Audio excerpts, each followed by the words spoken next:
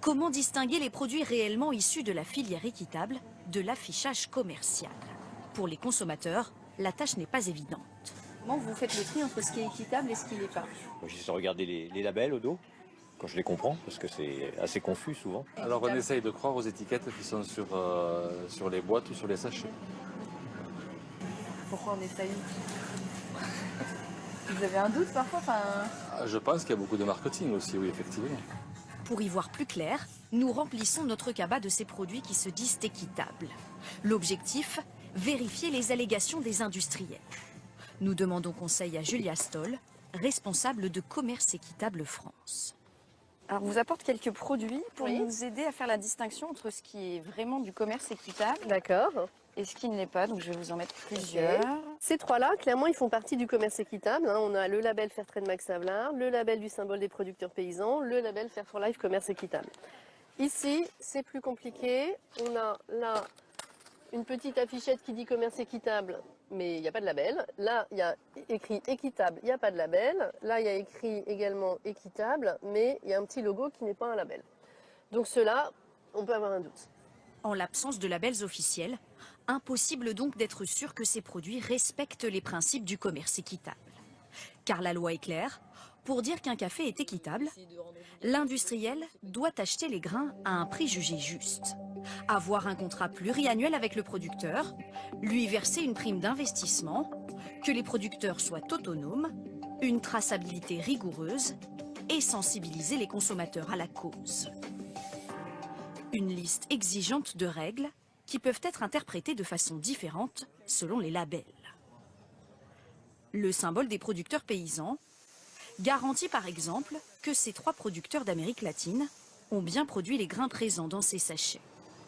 Des paysans péruviens et colombiens qui visitent aujourd'hui l'usine qui achète et torréfie leur café. Ici, c'est le refroidissement.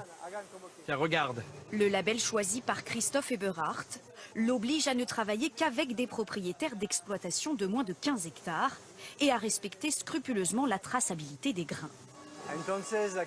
Ça, c'est le stock de café pour la journée. C'est le tien, tu le reconnais? Nos fermes sont très petites, avec plus ou moins 1 hectare et demi de café.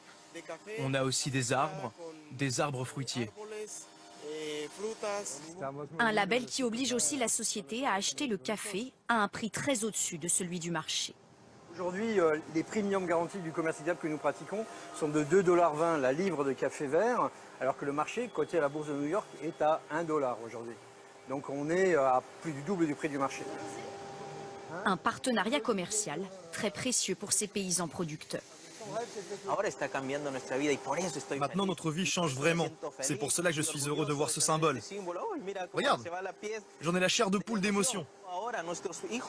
Maintenant, les enfants de producteurs peuvent continuer leurs études parce que grâce à ces prix, nous allons pouvoir payer ces études. On peut également améliorer nos maisons. Certaines marques choisissent en revanche des labels qui les autorisent à se fournir auprès de grandes plantations. Une pratique qui n'est pas en accord avec l'idée que ce patron se fait du commerce équitable. Donc, ce sont des plantations souvent de 500, 1000, 2000 hectares, ce sont des grandes plantations agro-industrielles.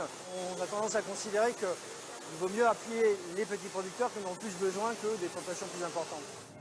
Le label le plus célèbre, Max Havelaar, autorise par exemple ce travail avec les plantations. Comment ce logo noir se retrouve-t-il sur des produits de grandes entreprises agroalimentaires? Pour rendre cette équation possible, Max Havelaar autorise une traçabilité plus imprécise pour certaines matières premières. Dans cette vidéo, l'ONG explique que les oranges, issues de la filière équitable, peuvent être mélangées par les industriels à des oranges non équitables. Au final, dans la brique dite équitable, du jus équitable et du jus non équitable. Une concession que l'ONG assume, car elle espère convaincre les gros industriels de se convertir à l'équitable. Voilà. Demain, ça va devenir un mouvement irréversible et que ces grandes marques devront, on leur dira, mais vous avez une référence en équitable, mais pourquoi pas le reste? Et c'est elles-mêmes qui seront mises devant leur responsabilité à dire, ah ben oui, c'est juste. Une traçabilité plus imprécise autorisée pour les jus, mais aussi pour le café, le thé, le sucre et le coton.